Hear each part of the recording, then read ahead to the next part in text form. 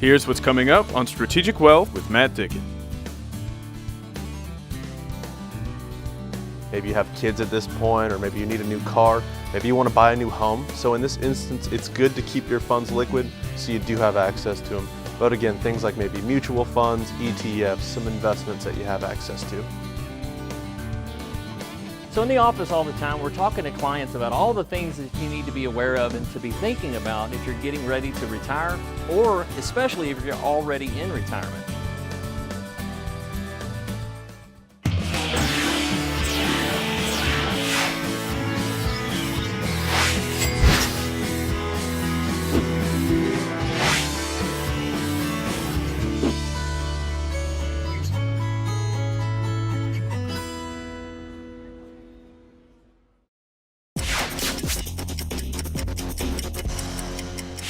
Let's share with individuals a little bit about this concept of life cycle of investing, right? So you go through different stages of your lives, and different types of investments are appropriate, and then different reasons as to why we're making those investments. So you want to kick it off for us? Yeah, well, my favorite stage is stage one. This is when you're just starting to learn about money. This is when you're a kid.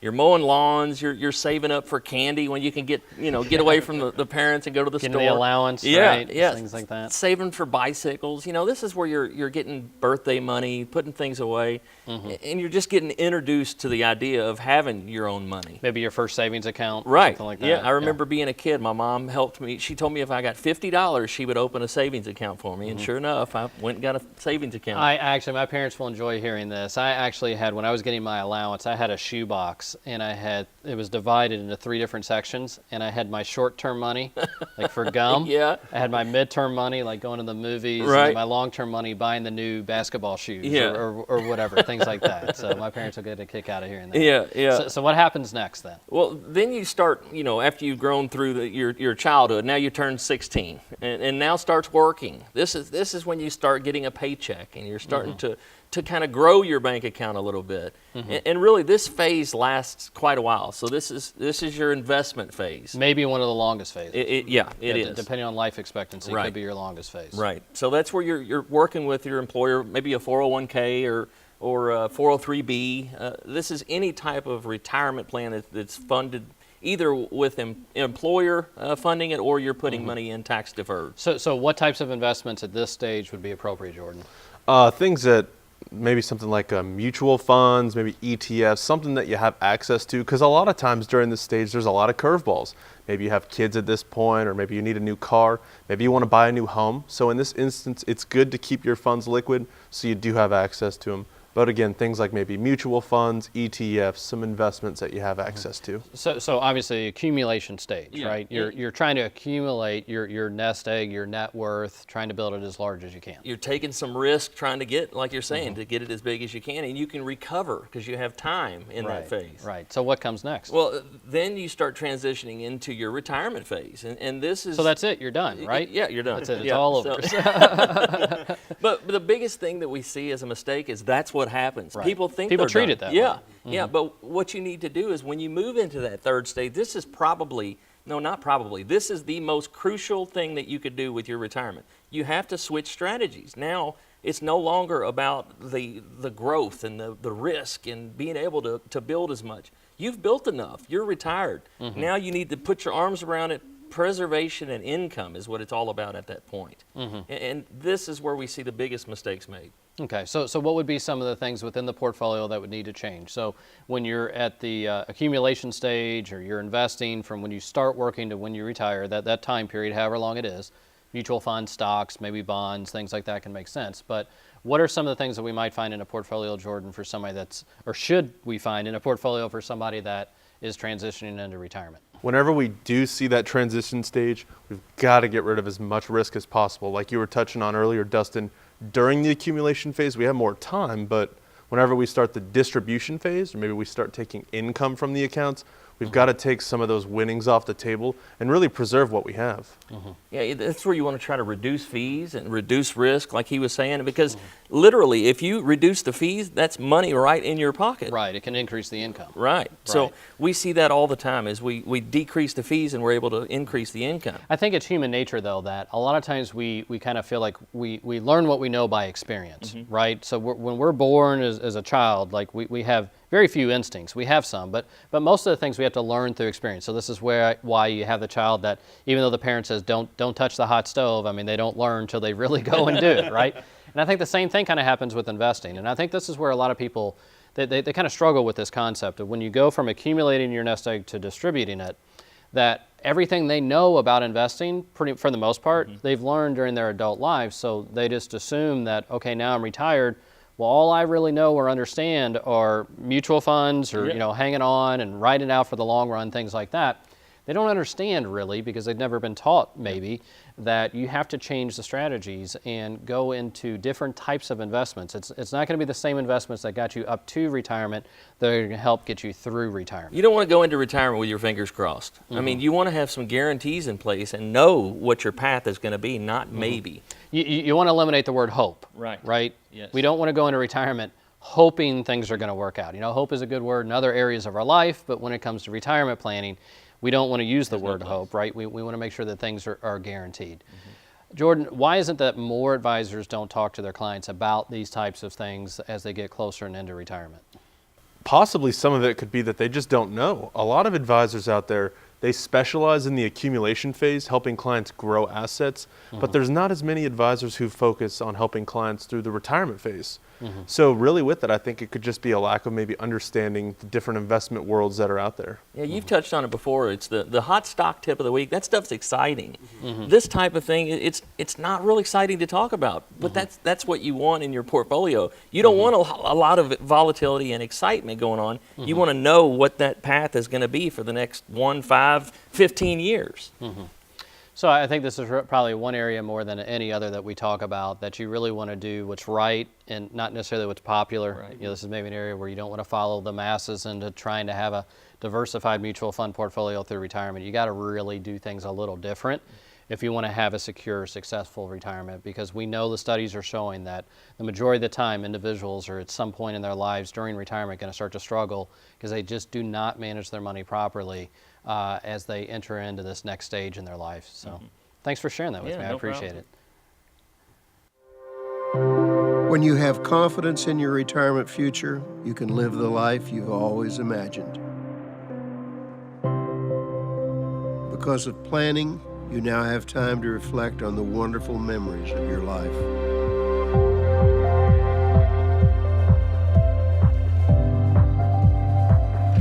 You and your spouse finally have the luxury of leisure time together.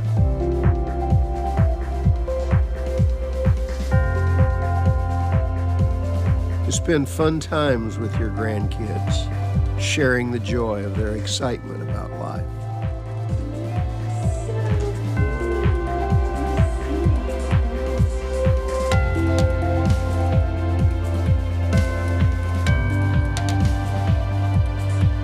Smiling at the thought of quality time with your children and of picking up the check.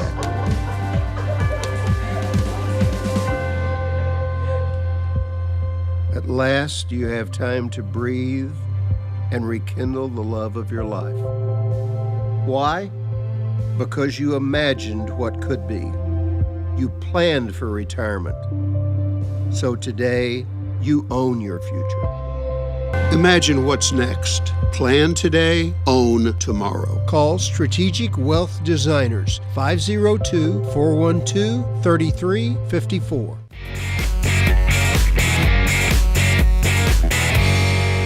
So in the office all the time, we're talking to clients about all the things that you need to be aware of and to be thinking about if you're getting ready to retire, or especially if you're already in retirement.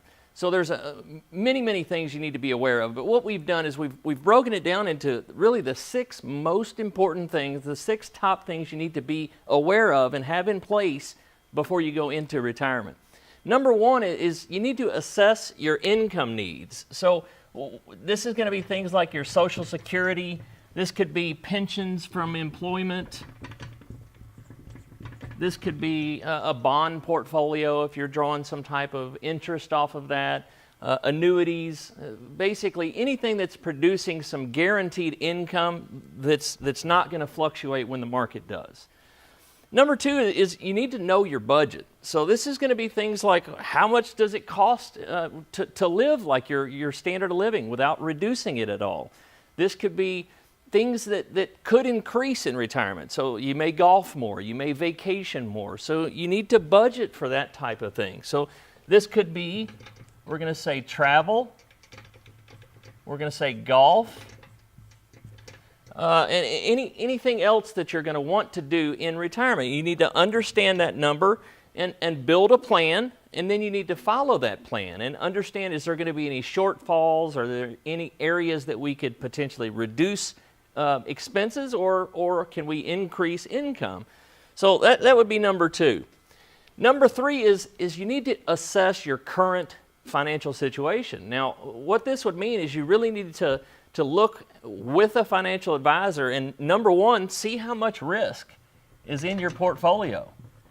Find out how much in fees that you're paying each year in your portfolio. Do you have stocks, bonds, mutual funds, things that may have worked for you in your accumulation phase that now, since you're transitioning over into retirement, they're probably not going to be the right tools. So understand your current situation and where you may need to make some adjustments and changes. Number four is going to be what can go wrong. Of course, nothing can go wrong, right? What we need to do is, as an advisor, is plan for any potential problems that we could have in retirement. Now, this could be market loss.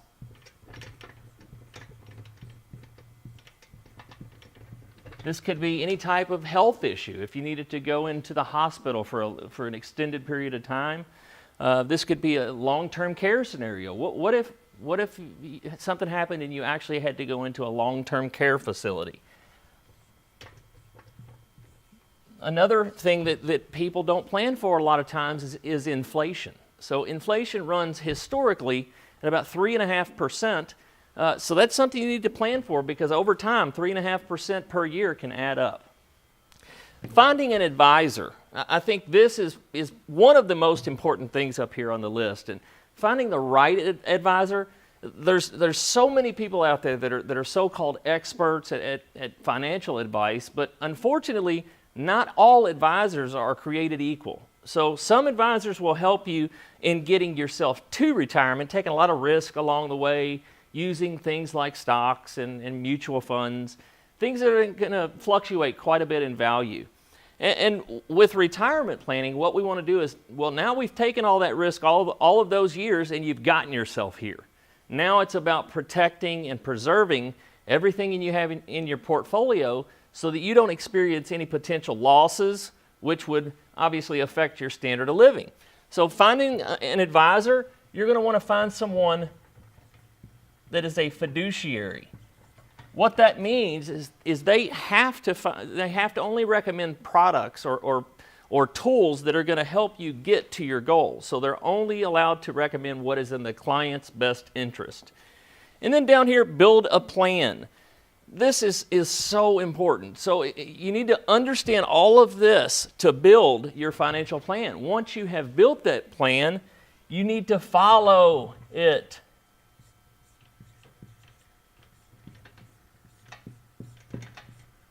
So once you've built that plan, it's so important that you follow that plan.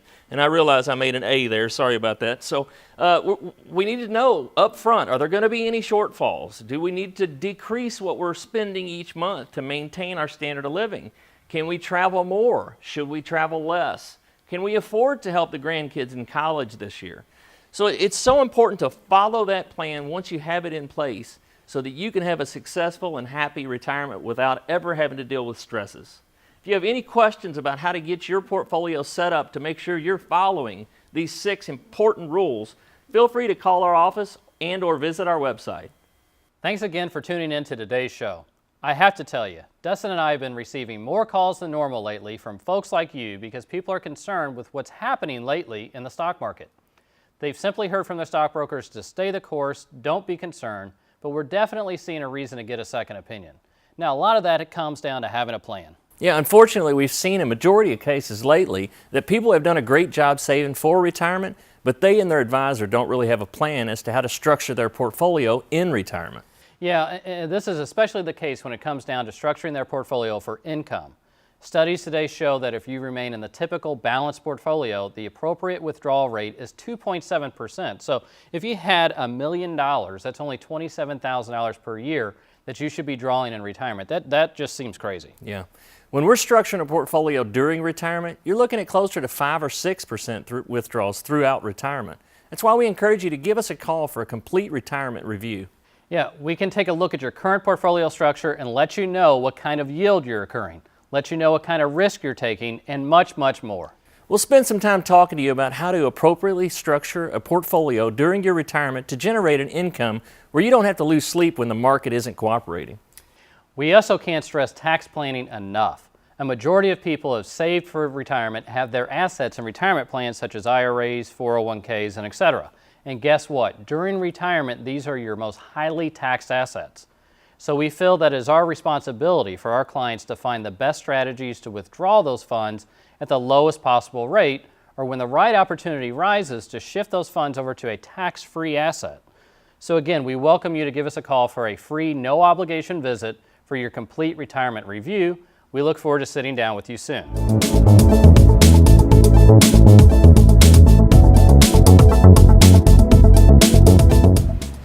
This week in the office, we had an individual come by that was actually forced into retirement earlier than they had thought.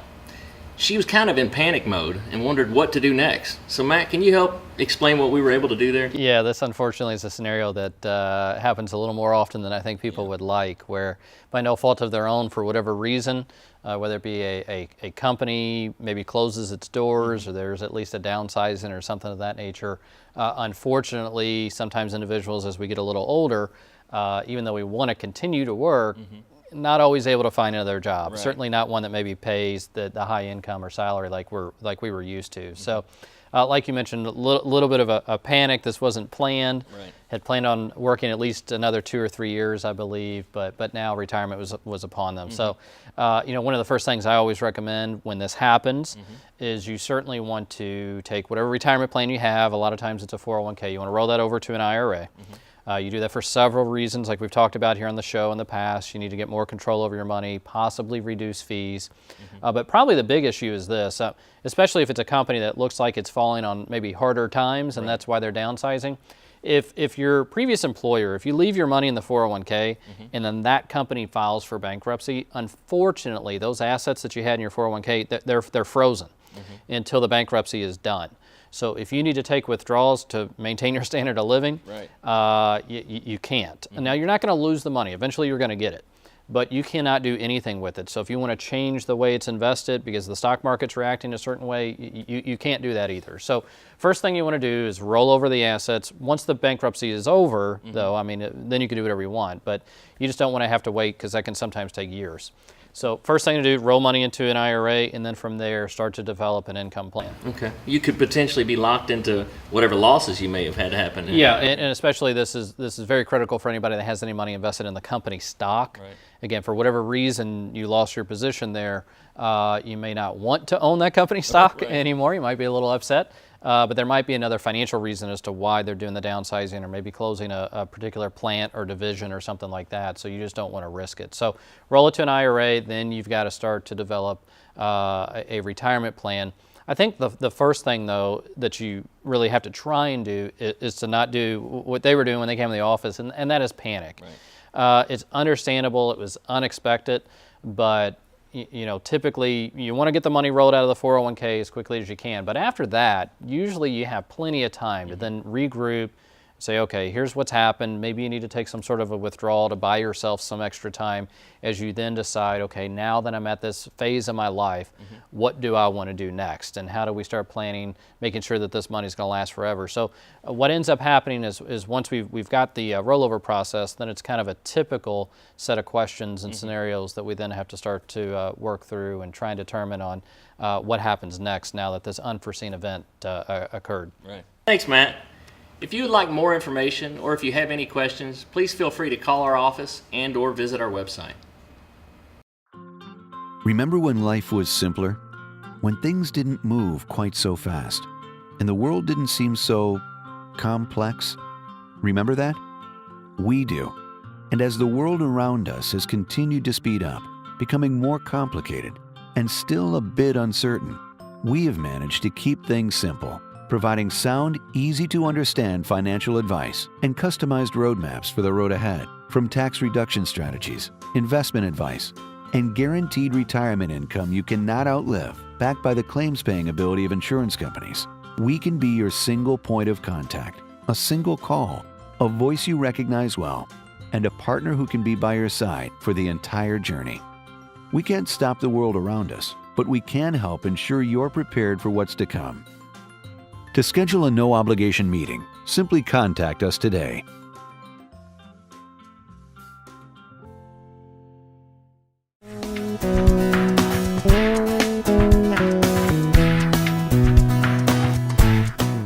On this segment of Strategic Wealth University, we're going to be looking at one of the biggest hidden secrets that affects investment performance: taxes.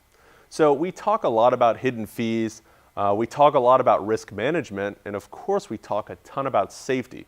But something that can really affect portfolio growth and long-term health is tax investment efficiency. So we aren't tax advisors as a firm, but there are some simple ways to create a more tax-efficient portfolio.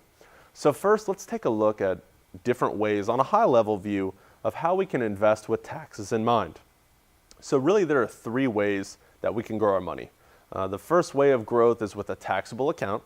Now, a taxable account is a type of account that's taxed every time a sell is made in the portfolio. Usually, it's a capital gain on an investment when a sell, of course, is made. So over time, especially with mutual funds or stocks, if there's a lot of turnover, meaning that a lot of sells are made, this can add up to a lot in taxes. The next way you can, of course, grow your money is through the use of a tax-deferred account. So tax-deferred investments or accounts are what the name implies. The taxes are deferred, and they're deferred until a withdrawal is made in the future. Now, some investments that are tax-deferred are 401k plans or other similar employer-sponsored plans like 403bs, pension plans, and also annuities are tax-deferred. Now, tax-deferred investments are a great way to defer taxes until the future. So really, if we look at the effect a tax-deferred plan can have on investments, the performance really can be staggering. Then finally, of course, the last way we can grow our investments is a tax-free account. Now, a tax-free account would be something like a Roth IRA, some insurance strategies, and then, of course, municipal bonds. So again, we withdraw from the accounts tax-free at a future date. Now, something that's truly amazing that I kind of want to show is the effect of taxes on our investments. Now, let's say that we took $1 and we doubled it 20 times. Do you have any idea how much that would be worth at the end of the doubling period if it was tax-free? Any guesses or any ideas? Think about it for a second. Right? It would be worth about $1 million. So again, we double $1 20 times, it's worth $1 million after the doubling period. Now, what would be the effect if we took a taxable account? And again, to recover, the taxes are taken out every time a sell is made. Any guesses on that? About $57,000. A huge difference, right? Now, let's say we went the tax-deferred route, okay? That at the end of that doubling period would be worth about, depending on your tax bracket, about $600,000. So we can really see the differences. It's astonishing. Obviously, we don't always have the option of tax-free investing, but more times than not, and almost always, we do have the option of tax-deferred investing. People really neglect to be tax conscious when they invest, and we can, of course, see taxes can have a significant impact on long-term growth. It really is amazing what taxes can do for your portfolio, whether that's in a positive way or a negative way. Now, if you'd like more information on how you can grow your money safely while being more tax conscious, please just give our office a call or feel free to check us out on the website. We would also love to help you. So again, folks, this class is an open forum. So if there really is a topic that you'd like us to cover during this segment, don't hesitate to call. Thanks.